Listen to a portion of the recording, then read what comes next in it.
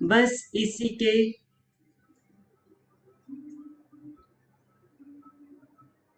बीच में हमारा जीवन चलता है। जब हम अपना ध्यान श्वासों पे रखते हैं, श्वासों को ऑब्जर्व करते हैं, तो हम विचार मुक्त होते हैं और ब्रह्मांड से जो कॉस्मिक एनर्जी लगातार बहती रहती है उसे हम रिसीव कर सकते हैं। क्योंकि हमारे दिन भर में 60 से 70 हजार विचार हमारे मस्तिष्क में आते हैं, जिसकी वजह से एक जाल जैसा हमारे मस्तिष्क में बन जाता है और जो कॉस्मिक एनर्जी, जो ब्रह्मांडीय ऊर्जा है, वो हम रिसीव नहीं कर पाते हैं। इस कारण हमारे को कई सारे रोग आते हैं। तो धीरे धीरे फ्रेंड्स, केवल अपनी आती हुई सांस और जाती हुई सांसों को देखिए। सहज, सुंदर, सरल श्वासें जो हमें जीवित होने का एहसास दिलाती हैं। इन्हीं सांसों के साथ बने रहिए।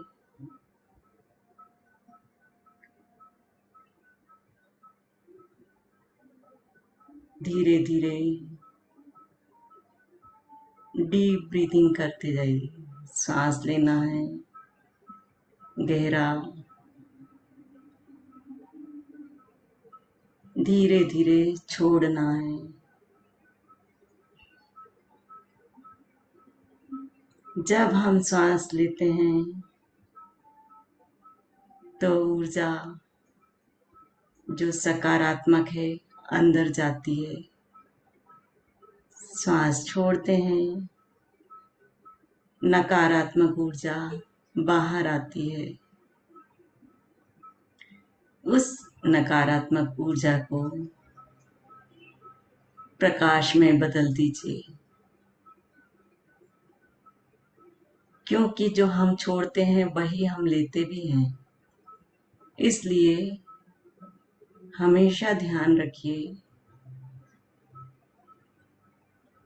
जब हम सांस लेते हैं तो पूरी तरह से सकारात्मक ऊर्जा से भरते हैं, प्राण शक्ति से भरते हैं। और जब हम सांस छोड़ते हैं, नकारात्मक ऊर्जा उसके साथ बाहर निकलती है। आप इसको ऐसा समझ सकते हैं कि जब हम सांस लेते हैं तो ऑक्सीजन जाती है अंदर, जब छोड़ते हैं तो कार्बन डाइऑक्साइड बाहर निकलती है। अगर हम इस ऊर्जा को, नकारात्मक ऊर्जा को अगर हम प्रकाश में बदल देंगे तो यही एनर्जी पूरे ब्रह्मांड में फैल जाएगी।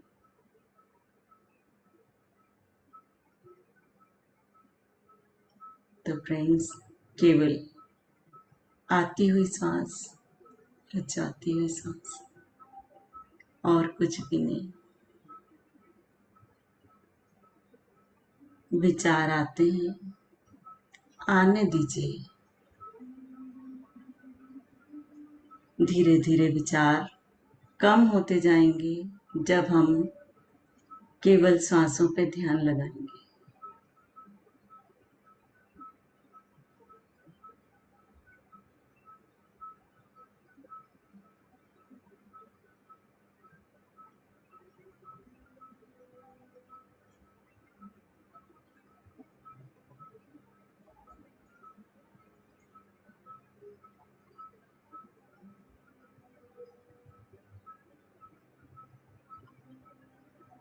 फ्रेंड्स, कई बार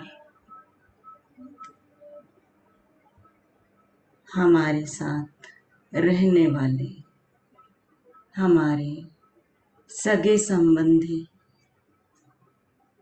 उनको हम स्वीकार नहीं कर पाते हैं। इस कारण हमारे अंदर मतभेद पैदा होता है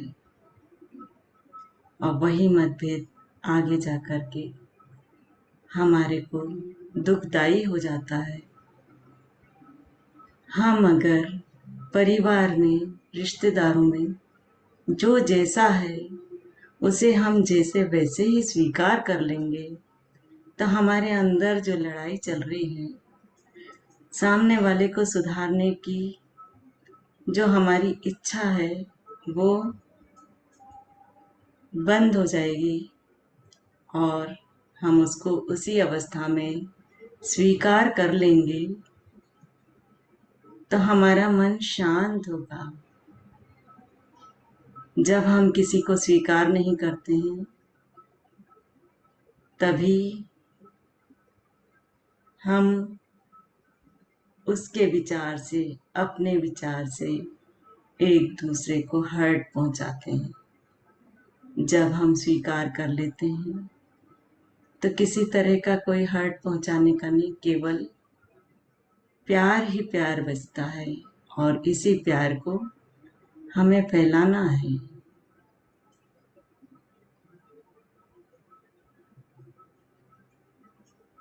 जो जैसा है उसे वैसा ही स्वीकार करें।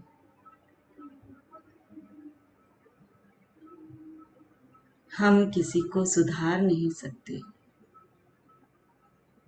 हम किसी के लिए कोई काम नहीं कर सकते जिससे वह सुधर जाए।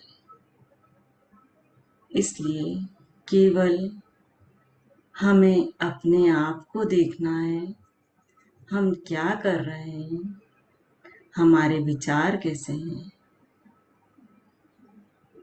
हमें ना तो किसी को कर्म से, ना ही वचन से दुख पहुंचाना है।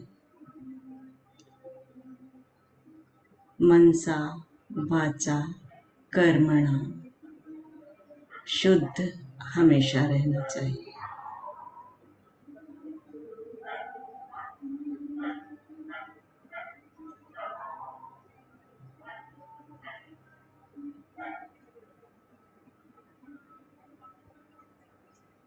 धीरे धीरे अपनी सांसों पे सहज सांस, सरल सांस। श्वास ही हमारा गुरु है। हमेशा हमें अपने गुरु के साथ रहना है। जब हम सांसों के साथ रहते हैं तब हम वर्तमान में रहते हैं।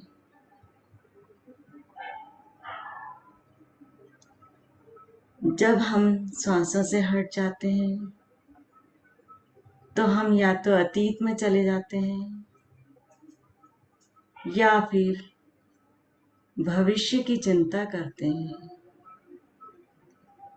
अतीत गुजर चुका है, भविष्य आने वाला है, वर्तमान चल रहा है। इसलिए श्वासों के साथ रहिए, वर्तमान में रहिए। वर्तमान हमेशा सुंदर होता है, खूबसूरत होता है, आनंददायी होता है।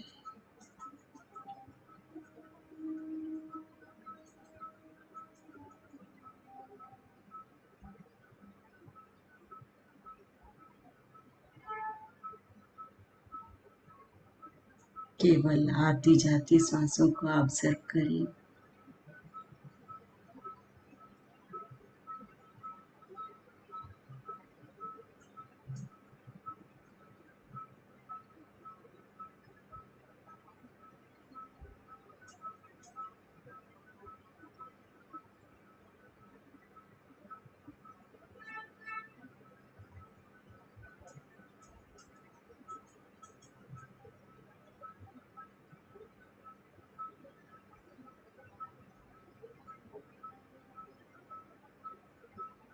सांसों के अलावा कुछ नहीं।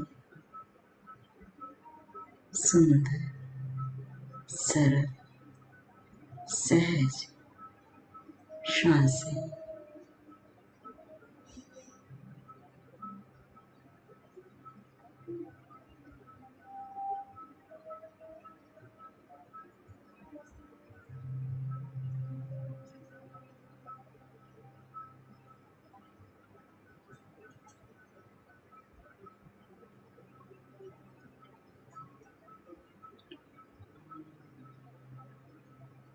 फ्रेंड्स, विचार आते हैं, आने दीजिए, उनमें टिकना नहीं, उनमें भटकना नहीं, उनकी एनालिसिस नहीं करना है।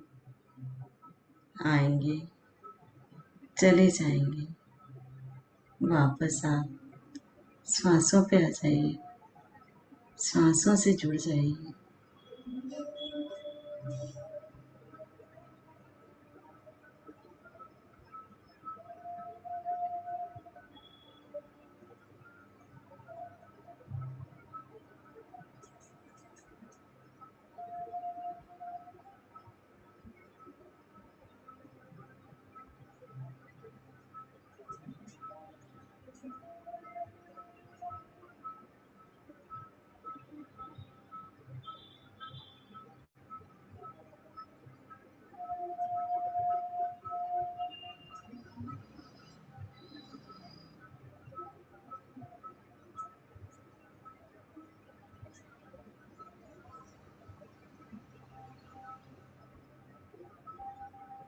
आती हुई सांस, जाती हुई सांस, केवल सांसों को देखिए, साक्षी भाव से देखिए।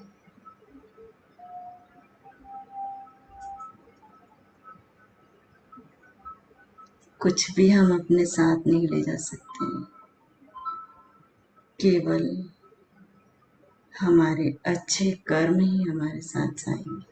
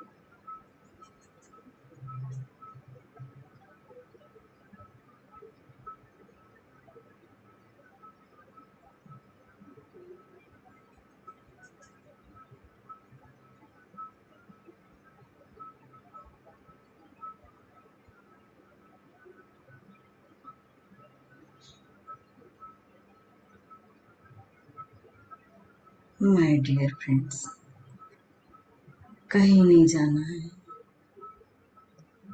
केवल अपने सांसों के साथ बने रहना है। आती हुई सांस, जाती हुई सांस, सुंदर, सरल, सहज श्वासें।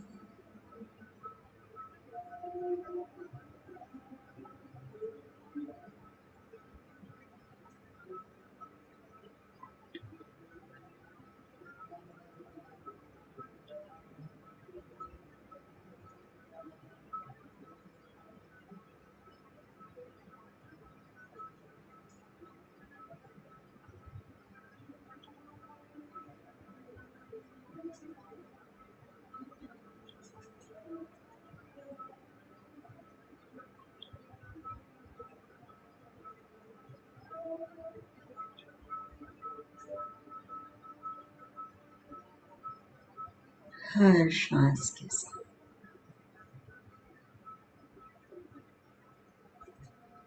केवल वर्तमान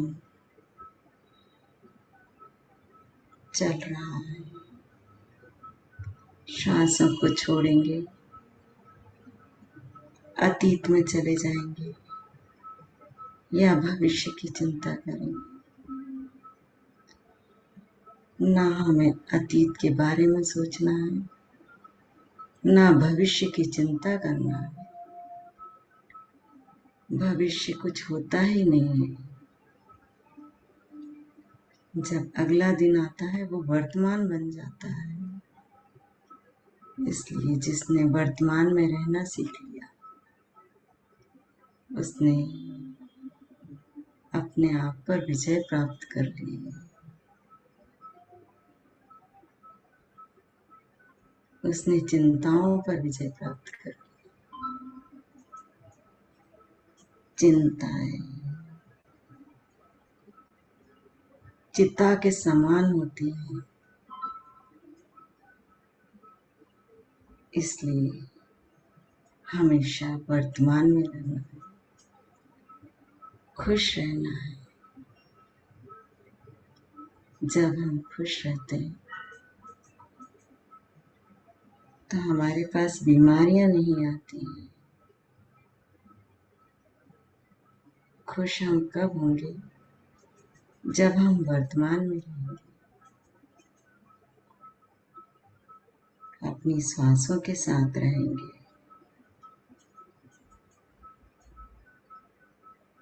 आती हुई सांस, जाती हुई सांस,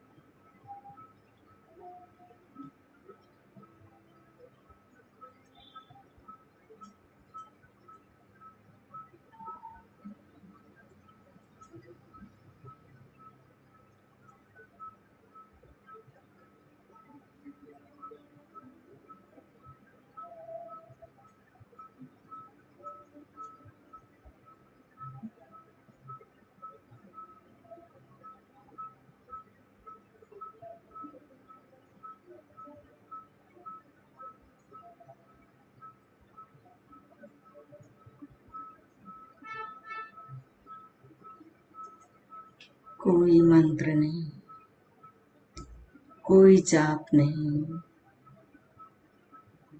केवल आती हुई सांस और जाती हुई सांस, इसके अलावा कुछ नहीं।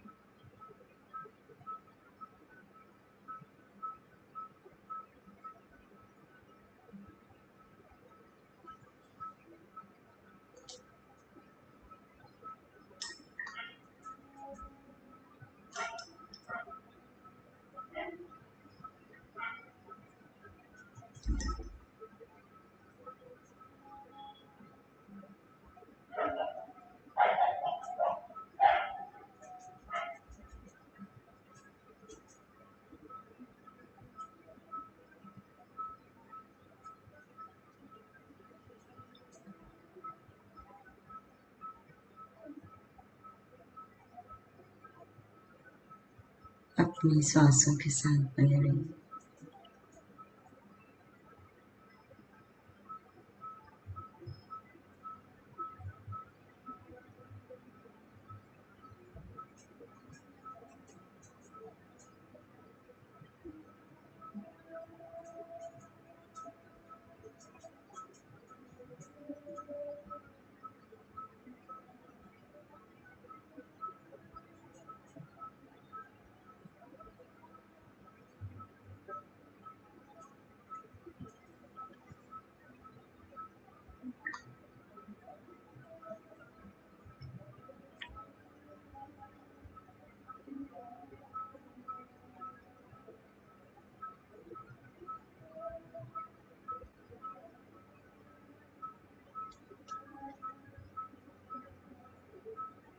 विचारों का पीछा नहीं करना है,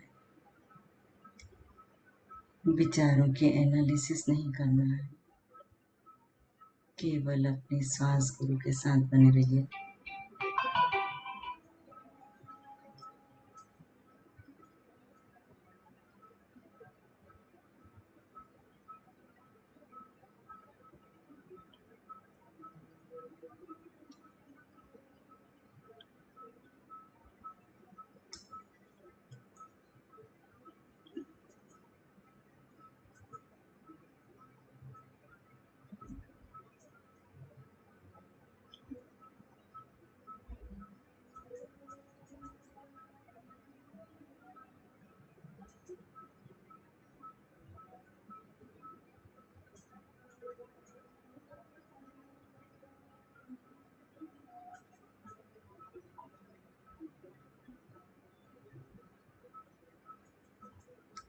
धीरे धीरे अपने शरीर की ओर अवेयर होइए।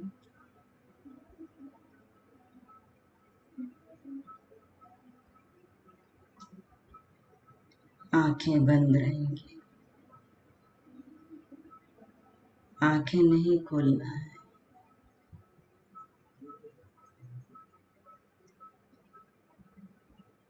अपनी बॉडी के प्रति अवेयर होइए।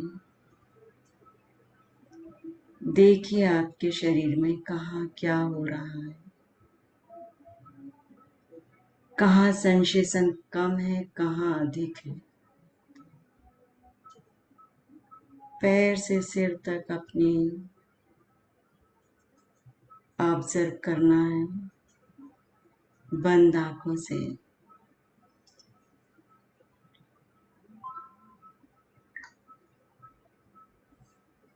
2 मिनट माय डियर फ्रेंड्स।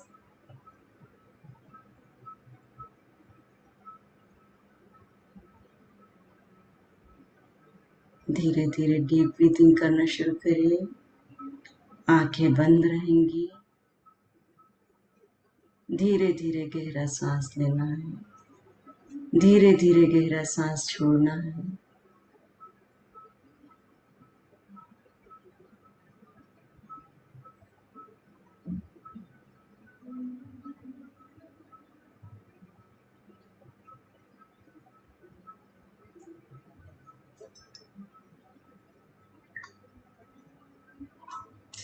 धीरे से हाथों को अलग करिए। आंखें बंद रहेंगी। उंगलियों को मोड़िए, खोलिए। पैर के पंजे को आगे पीछे करिए। आंखें नहीं खोलना है।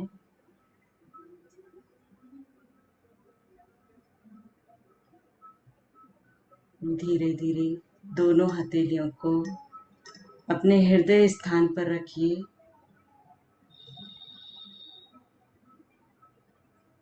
अपनी धड़कनों को महसूस करिए।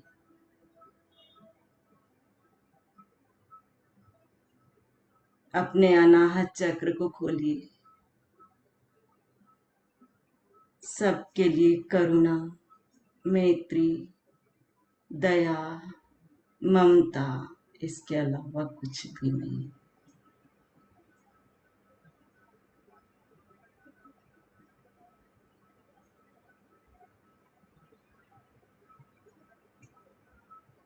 धीरे धीरे हथेलियों को आंखों के ऊपर रखिए।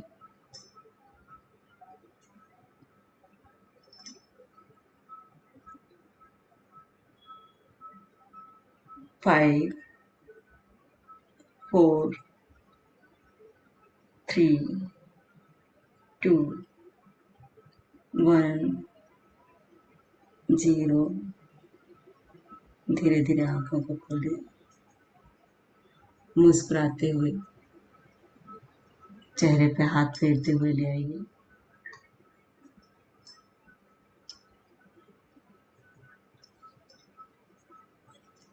Thank you masters.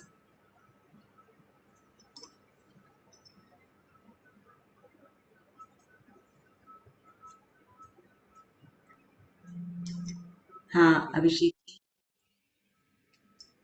बाहर आ गए हैं ध्यान बहुत से। अच्छा,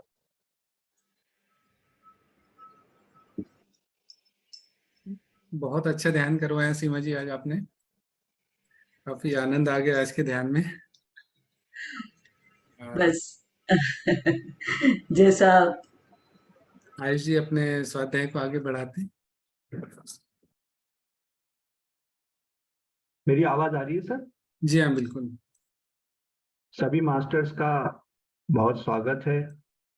अ, आज की बात शुरू करने के पहले मैं आप सभी का धन्यवाद देना चाहता हूं। आप सब इतने दिनों से यहाँ मुझे सुन रहे हैं।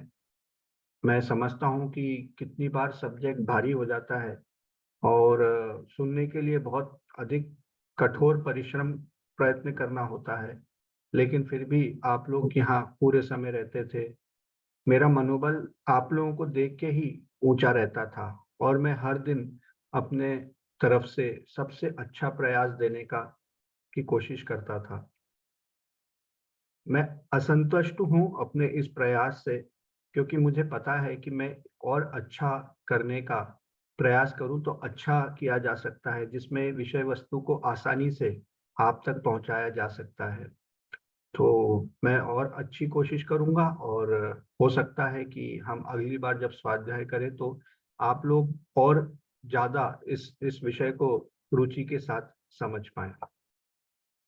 आज का सेशन थोड़ा सा लंबा रहेगा, लेकिन बहुत रोचक रहने वाला है, खूब मजा आने वाला है। मैं एक कहानी से शुरुआत करता हूँ। ये कहानी सच है या झूठी, इसका निर्णय आप स्वयं लीजिएगा। बहुत साल पुरानी बात है, कुछ 100 वर्षों पुरानी बात है।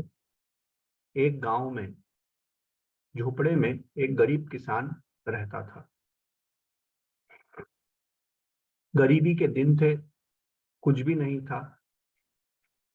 वह किसान रोज शाम को खाना खाने के बाद एक छोटी सी ईख से अपने दांत साफ करता था और वहीं दीवार पे, गांव अपने कच्चे घर की झोपड़ी की दीवार में, उस सीख को, टूथपिक को रख देता था। वह ऐसा नियमित तौर पे करता था। खाना खाता था, अपने दांत साफ करता था, टूथपिक को दीवार पे रख देता था। एक छोटा बच्चा था इस किसान का। वो रोज अपने पिताजी को यह काम करते हुए देखता था। उसे पता नहीं था कि ये पिताजी करते क्या है, लेकिन उसे यह पता था कि नियमित तौर पे पिताजी ये काम करते हैं। वह बच्चा छोटा ही रहा होगा और पिताजी का देहांत हो गया। अब बच्चे को पता नहीं था कि ये होता क्या है। उसने, जब वह बड़ा हुआ, उसने वह सीख को वहीं दीवार में एक छोटे से होल में, आप जहाँ दिया रखते हैं उसे कुछ कहते हैं, मैं नाम भूल गया उस जगह का, जहाँ कच्चे घरों में दिया रखते हैं, ओटला या क्या कहते हैं, तो वहीं पे उसने, सीमा जी आप कुछ कह रही हैं? हाँ, आला कहते थे, आला। आला, आला, आला, मेरे पास आला। तो ये आले में जब वह बड़ा हुआ तो उसने इस आले में इस सीख को रखा पाया। उसे लगा कि यह तो कुछ बहुत इंपॉर्टेंट वस्तु है, क्योंकि पिताजी ने हमेशा रोज नियमित तौर पे इसकी इसको देखा है, इसकी इसकी कदर करते थे, इसको देखने के लिए आते थे। तो उसने उस आले को साफ सूफ किया, उस बच्चे ने, और व्यवस्था पूर्वक उस डंडी को वहां पे रख दिया। उसे पता नहीं था इसका उपयोग क्या है, परंतु उसे लगता था कि ये पिताजी के जमाने में काफी इंपॉर्टेंट, काफी महत्वपूर्ण वस्तु रही होगी। अब वो, इस व्यक्ति का भी निधन हो जाता है। इसका छोटा बच्चा भी देखता है कि पिताजी तो रोज उस आले को साफ करते थे, एक डंडी को अच्छे से साफ सुफ करके वहां रखते थे। तो जरूर कुछ ना कुछ इस डंडी की महत्ता है। तो वो सोचता है कि अगर ये इतनी महत्वपूर्ण है तो इसके साथ कुछ करना चाहिए। वह उस डंडी के ऊपर सोने का लेप करवा देता है, सोने का मड़ाई करवा देता है और एक छोटा सा सिंहासन बनाता है और इस सोने की डंडी को, जिसके अंदर वह सीख थी, वहां पे रख देता है।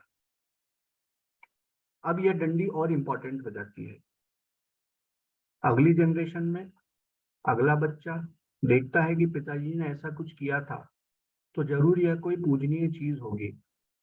तो वहां पे अगरबत्ती लगाई दी जाती है, कुछ सजावट और कर दी जाती है। इसकी पत्नी रोज उसके सामने माथा झुकाती है कि हमारे पूर्वजों ने कोई कोई चीज हमारे लिए, कोई बहुत दिव्य चीज हमारे लिए रख गए हैं, जरूर इसके अंदर कुछ ना कुछ ऊर्जा होगी, तो इसका पूरा सम्मान होना चाहिए। अब किसी को नहीं पता था कि इस दिव्य चीज का इसकी शुरुआत कहाँ से हुई है, पर क्योंकि यह बहुत समय से आती है तो ये जरूर पूजनीय है। तो इस गरीब किसान की बीवी रोज अगरबत्ती लगाती, पूजा करती और मन्नत मांगती। क्योंकि गरीब परिवार था, चीजों का अभाव था, तो हर दिन कुछ ना कुछ अभाव होता और इससे मांगती। किसान की बीवी ने कहा कि आप जो भी हो, मैं बस आपसे यही चाहती हूँ कि इस साल हमारी फसल अच्छी हो जाए, जिससे बच्ची की शादी हो जाए घर में। किस्मत से उस साल फसल अच्छी हो जाती है। आस पड़ोस में, पूरे गांव में यह खबर फैल जाती है कि इस दिव्य डंडी के आगे कुछ भी मांगा जाए तो वह मुराद पूरी हो जाती है। तो गांव के लोग, जब ये खबर लगती है तो वहां लाइन लग जाती है, लोग अपनी मुरादें मांगने आते हैं और कुछ लोगों की मुरादें सही में पूरी हो जाती हैं। जिनकी मुराद पूरी नहीं होती वह अपने कर्मों को कोसते हैं। जिनकी मुरादें पूरी हो जाती हैं वो डंडी की और पूजा करते हैं। कुछ समय के बाद आसपास के 80 गांवों में यह खबर फैल जाती है और यहाँ मेले लगने लगते हैं। मेले लगते हैं, लोग और अपनी इच्छाएं लेकर आते हैं। एक व्यक्ति, एक महिला, जब उसकी इच्छा पूरी होती है तो भावावेश में उसको समझ में नहीं आता कि मैं क्या करूं। अंदर से एक कृतज्ञता के भाव निकलते हैं, तो उसके हाथ में कुछ नहीं होता है तो एक लकड़ी का धागा तोड़ती है और वहीं उस डंडी के ऊपर बांध देती है। किसी को पता नहीं था कि ये क्या है, परंतु लोगों को लगता है कि जरूर इस डंडी का, दिव्य डंडी का, इस धागे से कोई संबंध है। पास में दुकानें लग जाती हैं, लोग धागे बेचना शुरू कर देते हैं। जिनकी मन्नतें पूरी होती हैं वो धागे बांधना शुरू कर देते हैं। आसपास लड्डुओं की दुकानें लग जाती हैं, आसपास अगरबत्तियों की दुकानें लग जाती हैं। मजमा पूरा बैठ जाता है। किसी को नहीं पता था कि इसकी शुरुआत कितने सदियों पहले हुई है, परंतु यह था क्योंकि काफी समय से चला आ रहा है तो अवश्य कुछ ना कुछ महत्वपूर्ण चीजें होंगी। अब हर साल वहां मेले भरते और बहुत भव्य आयोजन होता और इस तरह से समय आगे बदलता जाता है। हम अपने हिस्ट्री से डिस्कनेक्ट होते जाते हैं और नई नई चीजें उस लकड़ी की डंडी के साथ, उस टूथपिक के साथ जुड़ती जाती हैं। जोनाथन सीगल की कहानी तो खत्म हो चुकी थी कल। अब आज की कहानी में जोनाथन सीगल के जाने के बाद एक बहुत ऐसा समय आया जिसके लिए उस जोनाथन ने पूरे जीवन प्रयास किए थे। एक कुछ वर्षों का ऐसा काल आया जब सही में उड़ना ही सब कुछ हो गया था, क्योंकि जो झुंड उन्हें तिरस्कृत करता था उस झुंड ने जोनाथन को, फ्लेचर को, उनकी बताई हुई महिमा, उड़ने की महिमा को समझ के उड़ने में इंटरेस्ट लेना शुरू कर दिया था। और कई ऐसे सीगल भी पैदा हुए जिन्होंने ऐसे ऐसे उड़ने के कीर्तिमान रचे जो जोनाथन और फ्लेचर ने भी नहीं रचे थे। और कुछ वर्षों का काल बहुत स्वर्णिम युग हो गया था, परंतु यह कुछ समय ही चला। समुद्री पक्षियों की भीड़ अब कुछ समय के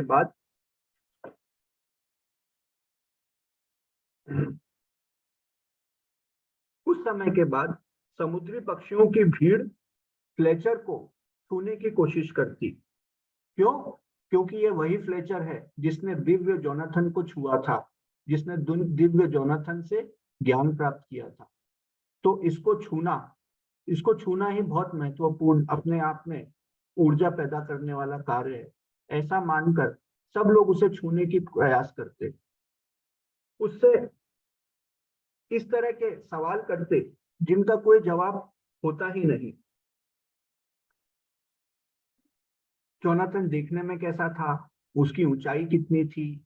वह एक पर फड़फड़ाता था या दो पर? उसके पैरों का भार कितना था? जोनाथन की आंखें कैसी थी? और इस तरह के सवाल जिनका उड़ने से कोई लेना देना नहीं होता था, ऐसे सवाल फ्लेचर से पूछे जाते। जरा जरा सी बात के लिए वह फ्लेचर से गिड़गिड़ाते। जब वह गिड़गिड़ाते तो फ्लेचर को समझ नहीं आता कि इनका जवाब क्या दूं। जरा सी बातों के लिए वे जितने ज्यादा गिड़गिड़ाते, फ्लेचर और अधिक असहज हो जाता।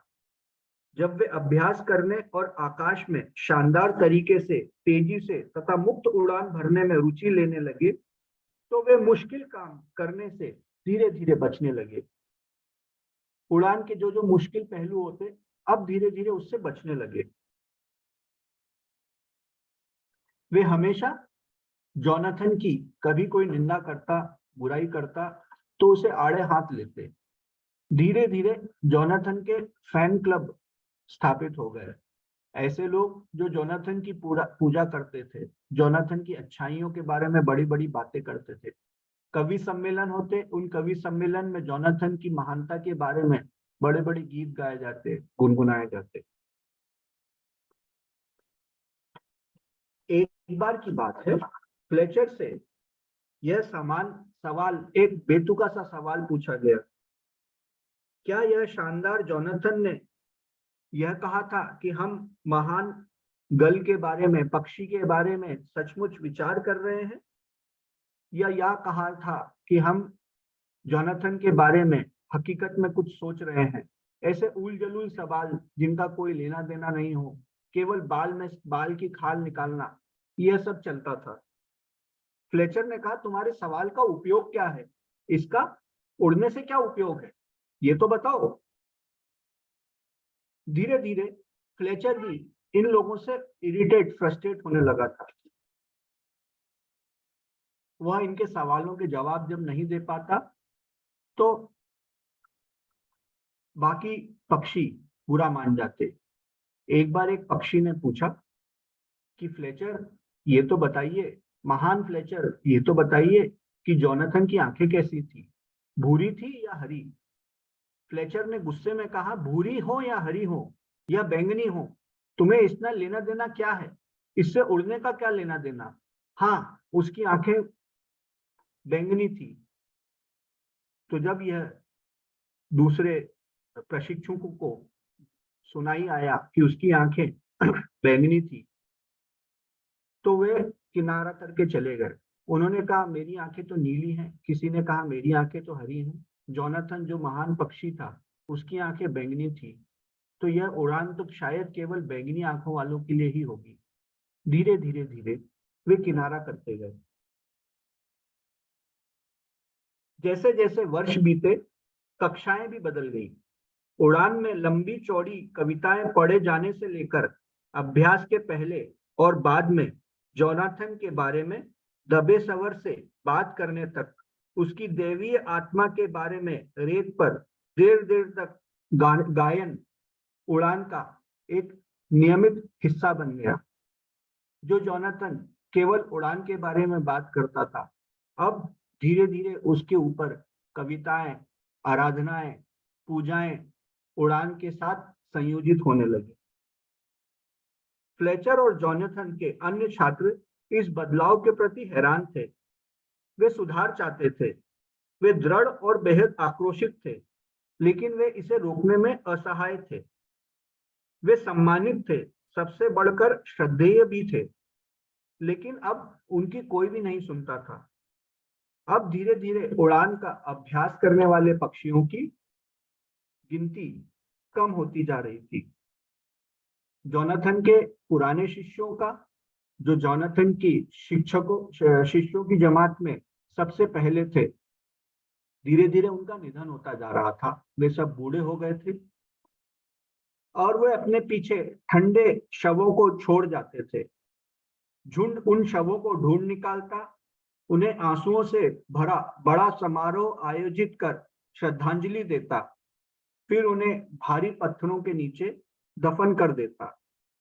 उस जगह पर प्रत्येक पत्थर रखे जाने के बाद आदर का एक पात्र भी, एक पक्षी, एक पात्र रखा जाता और इस पक्षी की, मरे हुए पक्षी की, आदरणीय पक्षी की बड़ाई में बड़े बड़े उपदेश दिए जाते।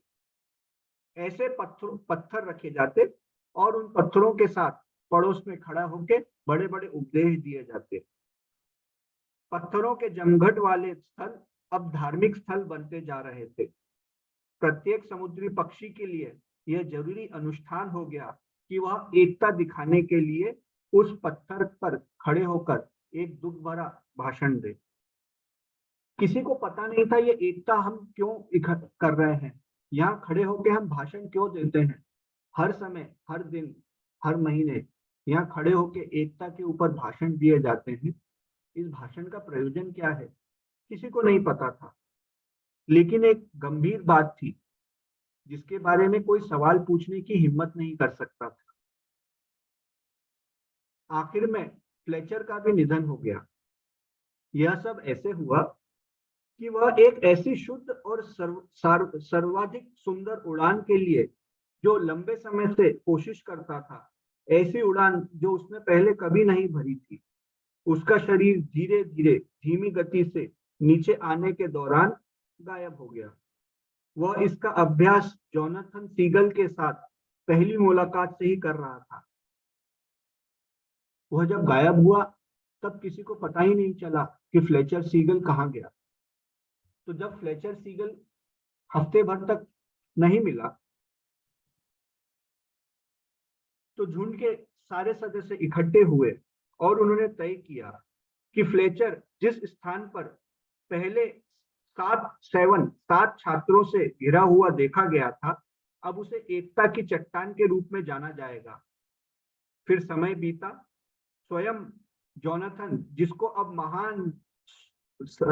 महान जॉनथन सीगल कहा जाता था, उसकी भी एक मूर्ति बनाई गई।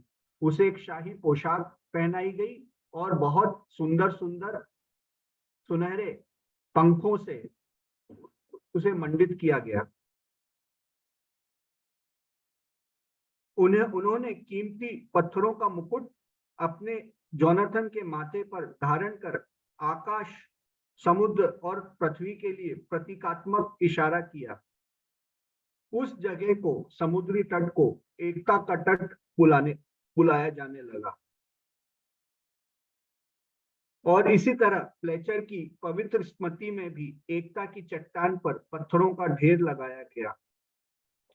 वह ढेर दुनिया में कहीं पर भी लगाया हुआ सबसे बड़ा पत्थरों का ढेर था। समय बीत गया, समय परिवर्तित हुआ और अब कोई भी पक्षी जब तक नितांत आवश्यक नहीं होता उड़ता नहीं। केवल उड़ान के बारे में बड़े बड़े श्लोकों का गायन होता, कविताएं गाई जाती, लेकिन उड़ान की कोई कोशिश नहीं करता। यह वही झुंड था जिसमें कुछ सदियों पहले जॉनथन ने उड़ने के नए नए कीर्तिमान बनाए थे और उड़ने के बारे में लोगों को बताया था कि उड़ान ही हमें आजादी दे सकती है। धीरे धीरे समय आगे बढ़ा। अब पक्षियों ने प्रतीक स्वरूप अपनी चोंचों में डंडियां पकड़ के लाते अलग अलग जगहों से और उस पवित्र जगह पर डंडियां रख देते। जिसकी डंडियां जितनी मजबूत होती उसे उतना प्रगतिशील पक्षी माना जाता। इसको देखते देखते कुछ पक्षी डंडियों की जगह पत्थर के टुकड़े वहां अपनी चोंचों से लाके रखने लगे।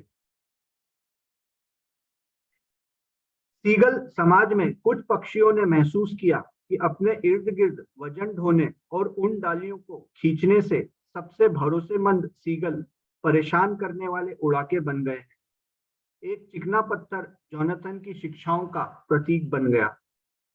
फिर बाद में कोई पुराना पत्थर इस काम के लिए लिया जाने लगा। यह उस पक्षी के लिए सबसे खराब संभावित प्रतीक था जो उड़ान की खुशी के बारे में पढ़ाने के लिए ही इस दुनिया में आया था। लेकिन अब किसी ने भी इस बात पर ध्यान नहीं दिया।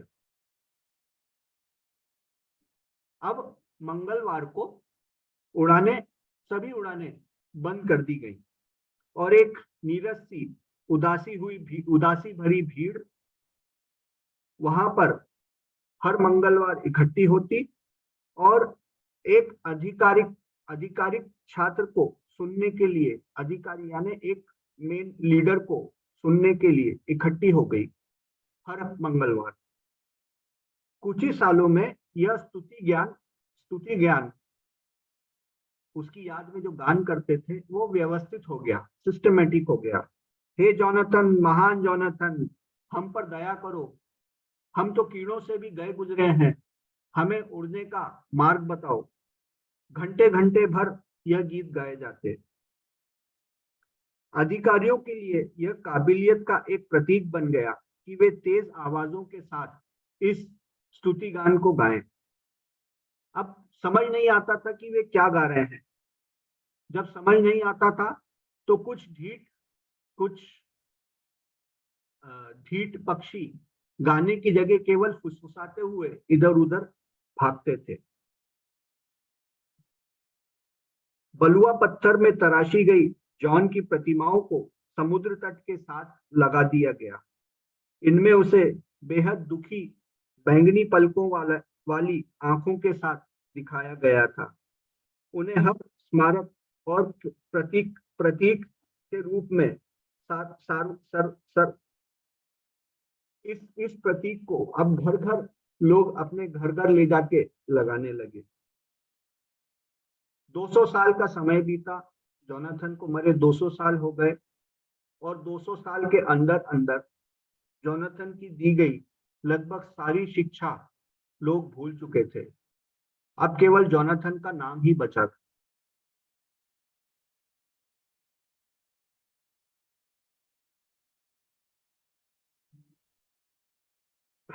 देखते ही देखते जो संस्कार और अनुष्ठान जोनाथन सीगल के नाम पर चारों ओर चल रहे थे वे समय के साथ दिखावापूर्ण, आडंबरपूर्ण हो गए।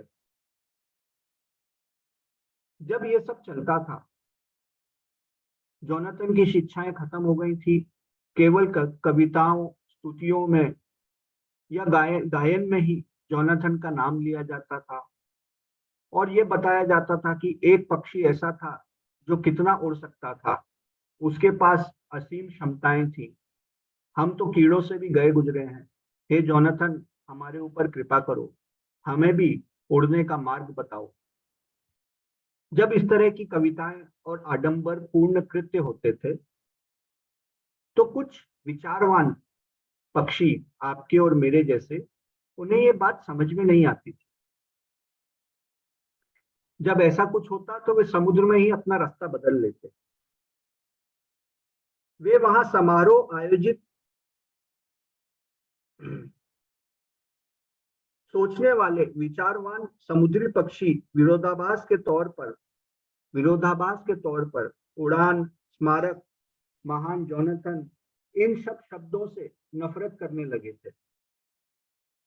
अन्य मामलों में वे बहुत स्पष्ट और ईमानदार थे, जैसा खुद जोनाथन था। लेकिन अब वो जोनाथन का नाम सुन के ही अलग हट जाते थे। परंतु वे बहुत उत्सुक थे।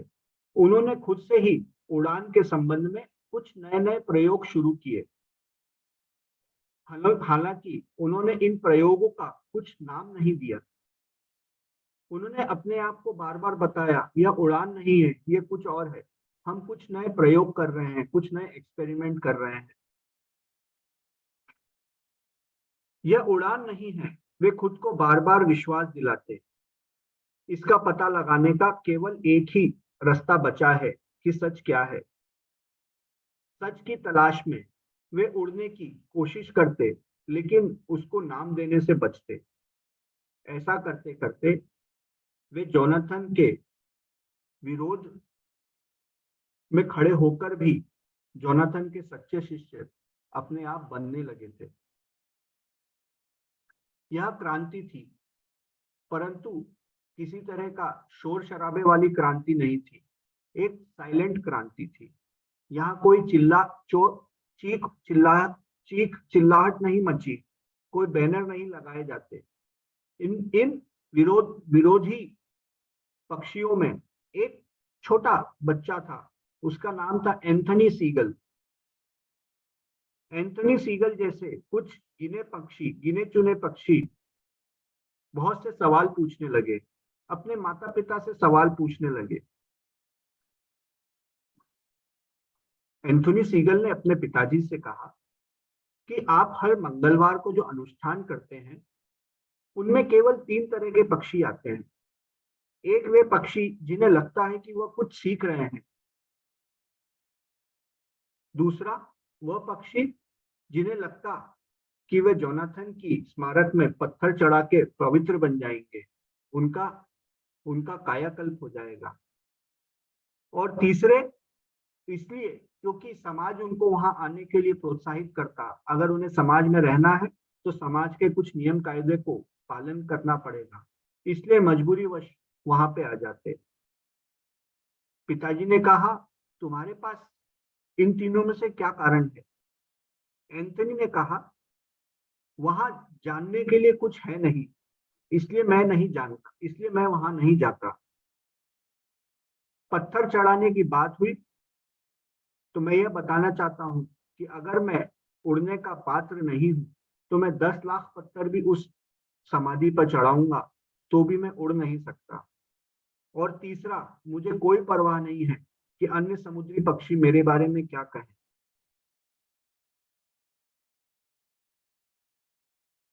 उसके पिताजी ने कहा कि बेटा, जोनाथन ने कहा था कि उड़ना एक चमत्कार है। एंथनी ने कहा, उड़ना कोई चमत्कार नहीं है, यह नितांत बोरियत से भरा हुआ एक विषय है। उड़ने में ऐसी कोई महिमा नहीं है जिसे आप लोग बहुत महिमा मंडित करते हैं। आप लोग कहते हैं कि जोनाथन सीगल ने 200 किलोमीटर की रफ्तार से उड़ान भरी थी। यह नितांत झूठ है, और उस उड़ान में उसने वह सब कुछ पा लिया था जो पाने जैसा है। एंथनी कहता है, यह नितांत झूठ है, क्योंकि मैंने कितनी कोशिशें की हैं। मैं 50 किलोमीटर प्रति घंटे की रफ्तार से ऊंची रफ्तार में कभी पहुंच ही नहीं पाता। 200 मील की रफ्तार तो असंभव बात है। तो आप अपनी परिकथा अपने पास रखें। जिस दिन आप मुझे दिखा देंगे कि कोई सीगल सही में 200 किलोमीटर की रफ्तार से उड़ सकता है, उसी दिन मैं आपकी इन दंत कथाओं की, जोनाथन की वाहवाहियों पे विश्वास करूंगा। एंथनी सीगल धीरे धीरे अपने जीवन से बोर हो गया। वहां एक कुंजी थी और एंथनी सीगल उस कुंजी को जानता था। उसने तेजी से वह शब्द कहा। उसके पास कुछ जवाब नहीं था। उसे पता नहीं था कि यह सब वह क्या कर रहा है। उसे यह लगता था कि अगर कभी किसी पक्षी ने उड़ने का करतब किया है तो शायद यह करतब में कहीं ना कहीं सच्चाई हो। वह धीरे धीरे खुद ही प्रयास करता। प्रयास में कभी थोड़ा सक्सेस होता, कभी विफल हो जाता।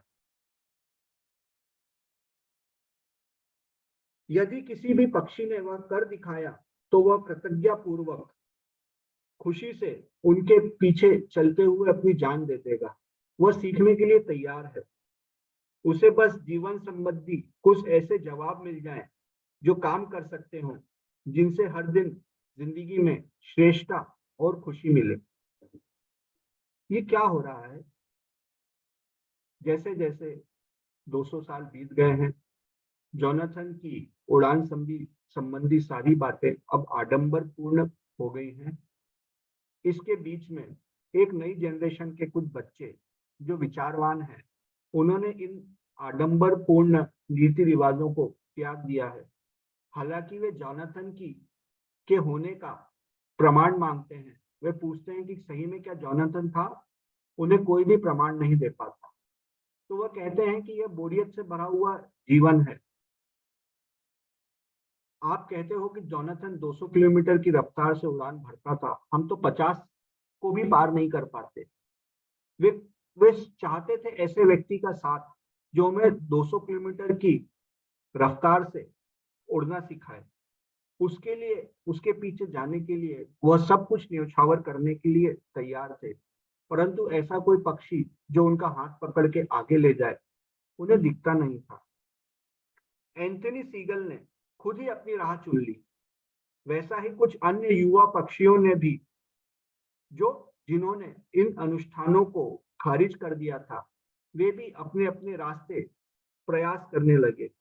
पर वे सब जीवन की व्यर्थता से दुखी थे, पर कम से कम खुद के प्रति ईमानदार थे। फ्रस्ट्रेशन के साथ एक बार एंथनी सीगल समुद्र के ऊपर लहरा रहा था। वह उदास होकर सोच रहा था कि यह जीवन निरर्थक है। उड़ान के संबंध में बातें तो बड़ी बड़ी होती हैं, परंतु ऐसा कोई व्यक्ति नहीं मिलता जो सही में उड़ान के नए कीर्तिमान मुझे सिखा सके। इस उदासी में उसने आत्महत्या करने की सोची। उसने 2000 फीट से सीधे पानी में गोता लगाने के लिए एक झटका दिया। वह लगभग 50 मील प्रति घंटे की रफ्तार से नीचे आने लगा। यह अजीब सा निर्णय था, पर था मजेदार। उसे एक जवाब मिल गया था जिस जवाब का कोई मतलब नहीं था। मौत का गोता लगाने के बाद उसके नीचे उफनता हुआ समुद्र था। समुद्र और बड़ा और विकराल होता जा रहा। तभी जब एंथनी नीचे छलांग लगा रहा था, उसके सीधे पंख के पास से सीटी की आवाज में विद्युत गति से कुछ चीज निकली। एक समुद्री पक्षी उसके समीप से उड़ता हुआ गुजरा। ऐसे गुजरा जैसे वह समुद्र तट पर खड़ा हो। यह सफेद पक्षी एक सफेद रेखा की जैसे दमकता हुआ नीचे की ओर आया, जैसे कोई धुंधली उल्का अंतरिक्ष से गिर रही हो। आश्चर्य में डूबे एंथनी ने गोता लगाते समय अपने पंखों से ब्रेक लगाया और इस घटनाक्रम को देखता रह गया। वह काला धब्बा धीरे धीरे समुद्र के ऊपर धुंधला होते होते फिर वापस लहरों के ऊपर चमका। फिर कठिनाई के साथ उसकी अपनी चोंच को सीधे आकाश की तरफ करके उठा और वहीं घूमने लगा। एंथनी ने कहा, मैं कसम खाता हूं, यह कोई उल्का नहीं है, यह तो कोई समुद्री गल है। लेकिन ऐसा समुद्री गल और इतनी रफ्तार, ऐसा तो मैंने आज तक कभी नहीं देखा। समुद्री पक्षी ने तुरंत एक पंख खड़ा किया, बहुत तेज गति से एंथनी की तरफ बढ़ा। एंथनी ने हवा में ही अपने आप को रोका और बहुत मुश्किल से अपने आप को संभाला। एंथनी ने कहा, तुम कर क्या रहे हो? तुम हो कौन? यह बहुत मूर्खतापूर्वक सवाल था, लेकिन उसे समझ नहीं आ रहा था कि वो क्या कहे।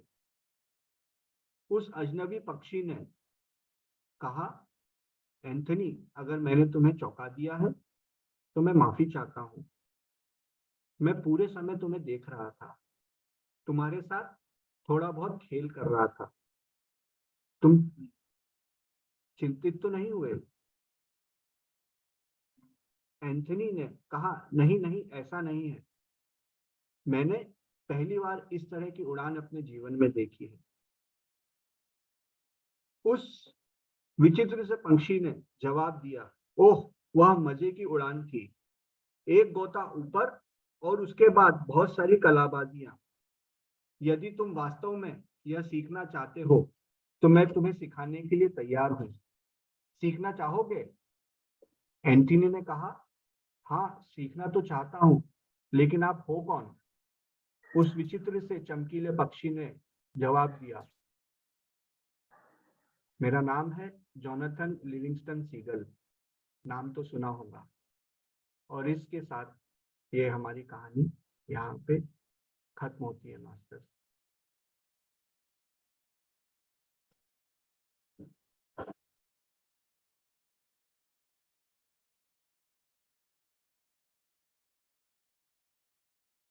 इस कहानी के पहले 3 चैप्टर जो थे वह सन 1970 में लिखे गए थे। उसके लगभग 44 साल बाद एक दिव्य अनुभूति रिचर्ड बाक लेखक को हुई, तब उसने ये चौथा चैप्टर लिखा। मुझे ये चौथा चैप्टर इस कहानी का सबसे मनोरंजक चैप्टर लगता है। आज आप सबका धन्यवाद कि आपके कारण कुछ सालों बाद मैंने इस चैप्टर को फिर से पढ़ा, तो मुझे अंदर से बहुत बहुत बहुत अच्छा लगा। Thank you so much. कोई कुछ कहना चाहेगा तो स्वागत है।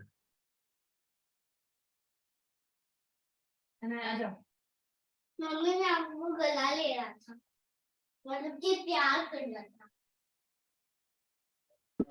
ये चैप्टर वाकई में बहुत ही अच्छा था और बहुत ज्ञानवर्धक था कि सही में जैसे किसान वाली बात भी आपने बताई, तो रीज़न तो मालूम नहीं रहता है किसी को भी, लेकिन हमारे पूर्वज जो कि ये करते आए हैं, चाहे वो खाली आला है उसी की पूजा करते आए हैं, तो पीढ़ी दर पीढ़ी वो चीज़ चलती रहती, लेकिन कोई पूछता नहीं कि ऐसा क्यों करते हैं।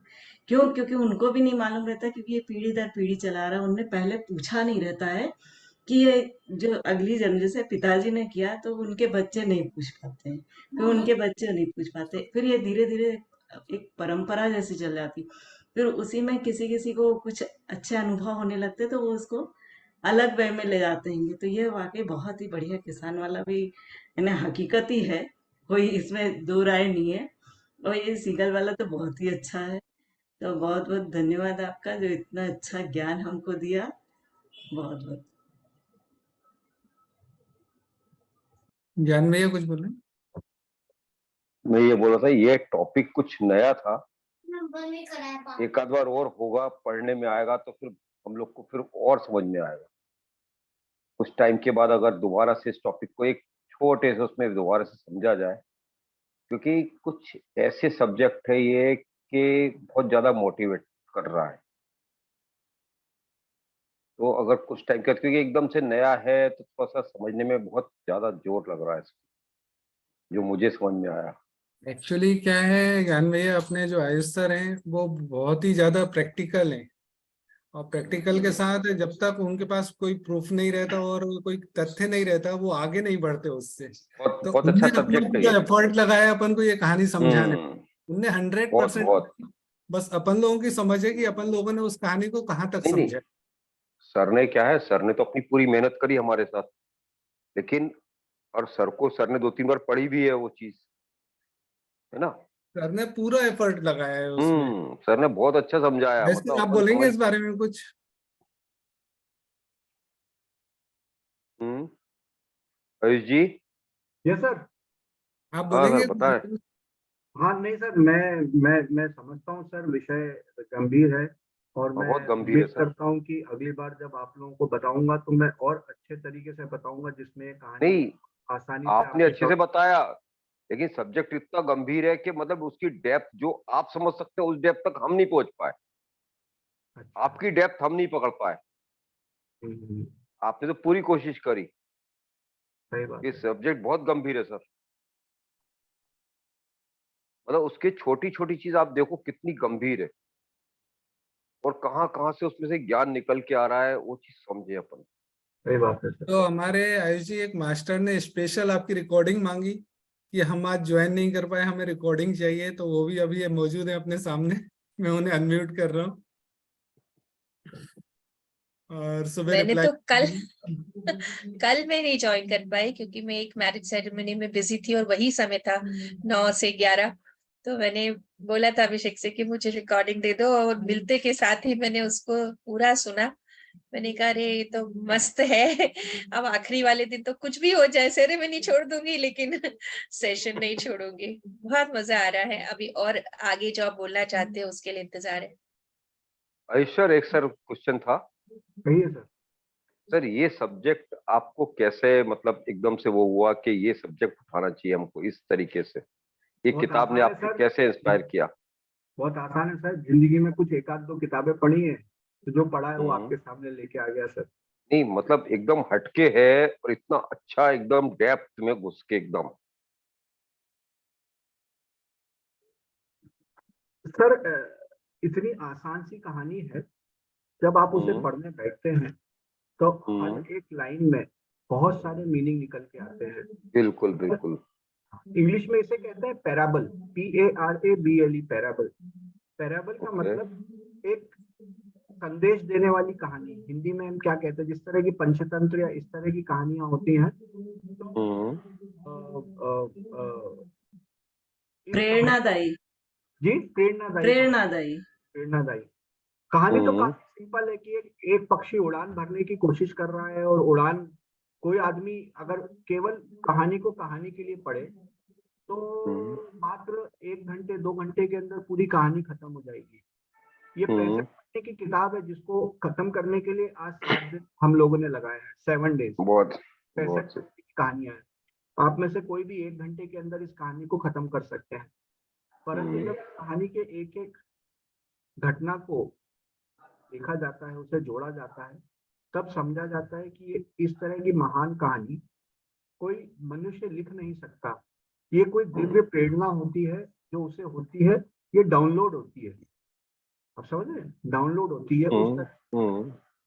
तो जब आप पढ़ने जाते हो तो आपको समझ में आता है कि अरे वाह, ये तो रोचक है, और इसका हमारे जीवन से कितना गहरा लेना देना है, ये है। तो आपके माध्यम से हमारे अंदर डाउनलोड हो गई अब वो। हाँ सर। नहीं थैंक यू नहीं, सो बहुत बहुत मच, के कारण मुझे बहुत अच्छा समझाया। मतलब ऐसा लगता है सर, वो जिंदगी हमें जीनी चाहिए जो उसने इसमें से निकल के आया ना। एक एक पल जीना चाहिए, मतलब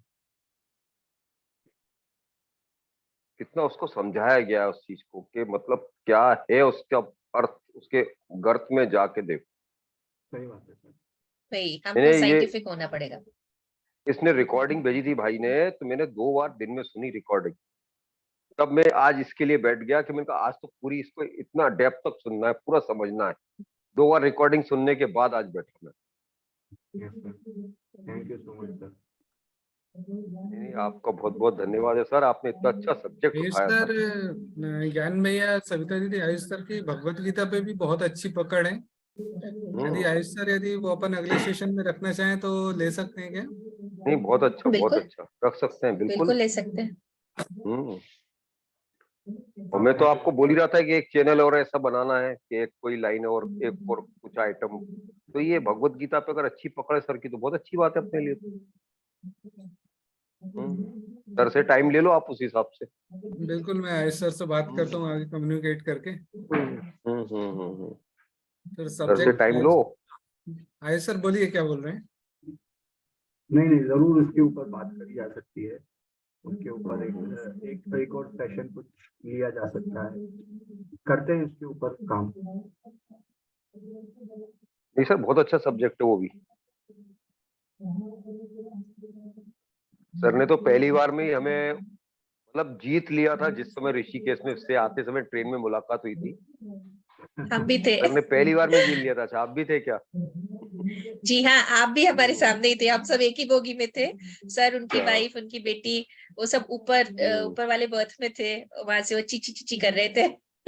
और सर ने फिर हमारा मेडिटेशन लिया था, हम सब साथ में ही थे। हाँ, बहुत बस उसी समय जीत लिया था सर ने तो।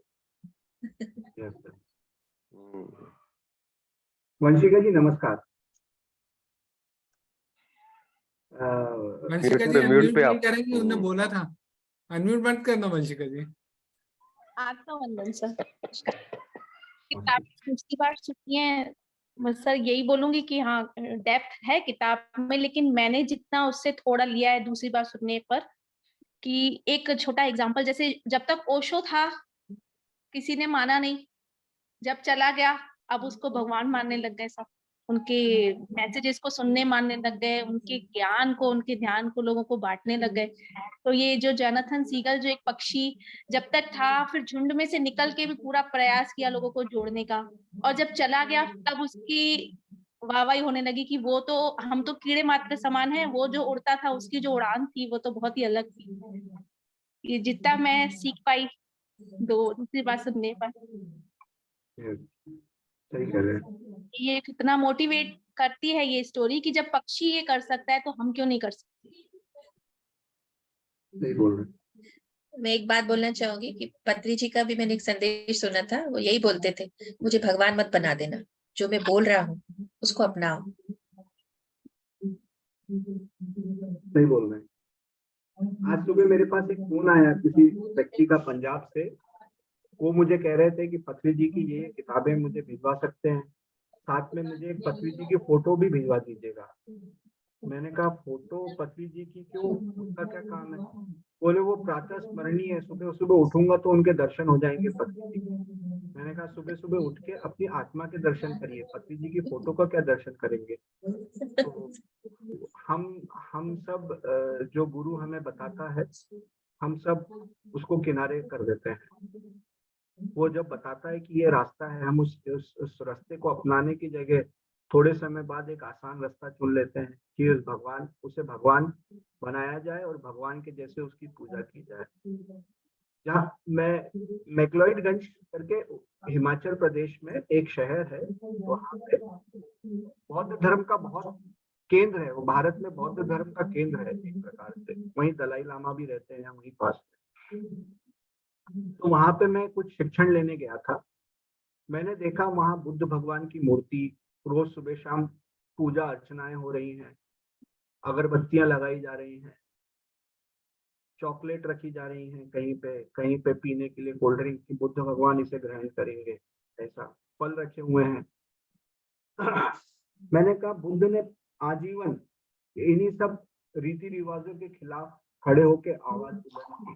उन्होंने कहा आनापान सती करो, अपने अंदर जाओ और देखो। और आज हम 2500 साल बाद वही कर रहे हैं जो उन्होंने करने के लिए मना किया, जिसके खिलाफ वो खड़े हुए थे, जिसके खिलाफ उन्होंने आवाज बुलंद की थी, सबको बताया था। हिंदू धर्म में उस समय कुरीतियां आ चुकी थी बहुत कुछ, तो उन कुरीतियों के अगेंस्ट में ये बुद्ध खड़े हुए थे, उन्होंने सब कुछ बताया था। और आज हम वही सब, जिस तरह से जोनाथन सीगल की पूजा जब हो रही थी तो मैं पढ़ रहा था, तो मुझे वो सब पुराने दिन याद आ रहे थे कि मैं वहां पे देखता था भगवान बुद्ध की मूर्ति और पूजाएं हो रही हैं, अर्चनाएं हो रही हैं, वैसा। तो आज मैं जब पत्री जी को देखता हूँ, तो आज जब मेरे पास फोन आया, तो ऐसे ही मैं एक बार करताल में मैं घूम रहा था, तो मैंने देखा कि एक महिला पत्री जी की फोटो लेके घूम रही है, बिल्कुल जैसे शोभा यात्रा निकलती तो फोटो लेके निकलते ना, वैसे 2 साल पहले की बात है। तो कल मैंने आपको एक संस्मरण भी बताया था, जब पत्री जी की कोई पैर छूने की कोशिश कर रहा था और उन्होंने रात मान। तो ये बहुत, और ऐसा हर किसी के साथ होता है, जैसा बुद्ध के साथ हुआ, जैसा महावीर के साथ हुआ, जैसा हम पत्री के साथ, सर के साथ भी वैसे ही कर रहे हैं, क्योंकि हमारी सीमित समझ है। हमने जो पिंजड़े बनाए हैं उन पिंजड़ों को तोड़ने का प्रयास नहीं करते, उन पिंजड़ों के अंदर उसको सजाने का प्रयास करते हैं। हमारी सीमित मानसिकता में बिना किसी रिस्क के, बिना किसी व्यवधान के जो हो जाए, हम उसी का पालन करने की कोशिश करते हैं। एक कहानी है छोटी सी, आप लोग सुनना चाहेंगे तो मैं सुना देता हूँ। बिल्कुल, बताएं। एक बार की बात है, एक गांव में सैकड़ों साल पुराना मंदिर था, जर्जर हो चुका था, ईंटें दीवारों में से गिरने लगी थी, नीचे नींव ने भी अपनी जगह छोड़ दी थी। कोई नहीं जानता था ये मंदिर कितना पुराना है, परंतु सब ये जानते थे कि बहुत जल्दी ये मंदिर गिरने वाला है। अगर कुछ किया ना गया तो यह मंदिर गिर जाएगा। तो लोगों से अपनी राय मांगी गई कि बताइए हमें क्या करना चाहिए। तो लोगों ने एक राय ये बनी कि इस मंदिर की जो दीवारें हैं, इस मंदिर की दीवारें बहुत कीमती हैं, क्योंकि ये दीवारें भी मंदिर जितनी ही पुरानी है, ये ईंटें भी मंदिर जितनी ही पुरानी है। तो जो भी मंदिर बनाया जाना चाहिए वह इन ईंटों से बनाया जाना चाहिए। तो बहुत दिनों तक मंत्रणा हुई। तो उस गांव की पंचायत ने मंदिर को बनाने के लिए अपनी स्वीकृति दे दी। अपने प्लान में उन्होंने 3 स्टेप्स बताए। उन्होंने कहा कि हम सब ने काफी महीनों मंत्रणा की है और ये हम लोग सब जानते हैं कि ये मंदिर किसी भी दिन टूट के गिर सकता है, तो अब नया मंदिर बनाने की आवश्यकता है। तो पहला डिसीजन हमारा यह हुआ कि हमें एक नया मंदिर बनाना है। हमने दूसरा डिसीजन ये लिया है कि नया मंदिर भी इन्हीं ईंटों से बनाया जाएगा जो इस मंदिर की ईंटें हैं। और तीसरा डिसीजन हमने ये लिया है कि जब तक नया मंदिर नहीं बन जाता तब तक इस मंदिर को तोड़ा नहीं जाएगा। जब तक नया मंदिर नहीं बन जाता तब तक इस मंदिर को तोड़ा नहीं जाएगा। आज तक कोई उस मंदिर को वह नया मंदिर नहीं बन पाया। जब तक पुराने मंदिर को नहीं तोड़ा जाएगा तब तक नया मंदिर नहीं बन सकता। जब तक पुराने विचारों को आप एक एक करके काटेंगे छांटेंगे नहीं, तब तक नया विचार आपके अंदर नहीं आ सकता। ये कुछ मैसेज हैं जो आज कहानी मेरे दिल में उठी थी, मेरे मन में, कि मैं आप लोगों के साथ शेयर करूं। ये है मास्टर। तो समय बहुत हो गया है, तो अभिषेक जी अब क्या किया जाए?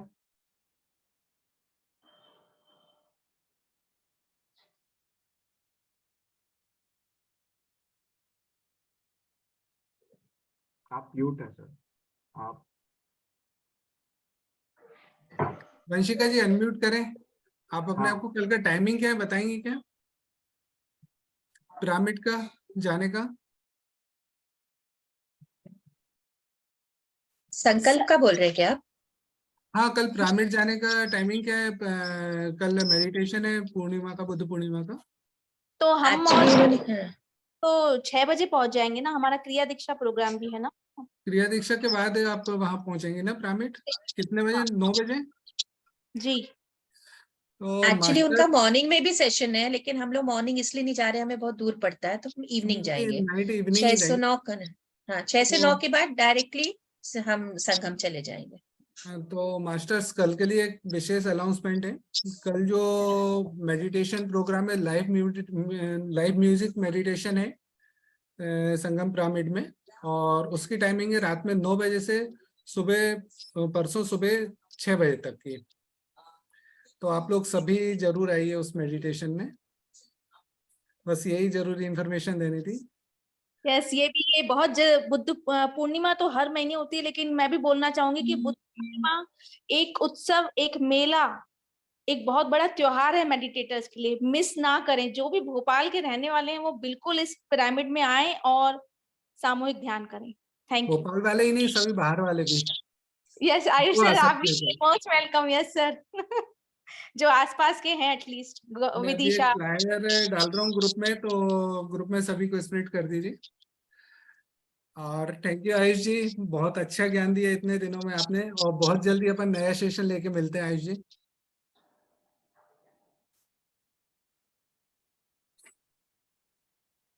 तो सर मैं आप लोगों से अनुमति चाहता हूँ, फिर हम लोग मिलेंगे ऐसे ही किसी कार्यक्रम में, एक दूसरे के साथ जुड़े रहेंगे, कुछ अच्छी चीज आपके पास हो तो जरूर बांटिएगा। मेरे पास कुछ अच्छी चीज आती है तो मैं भी आप लोगों के साथ बांटूंगा। Thank you so much. Good night. Thank you. Thank you.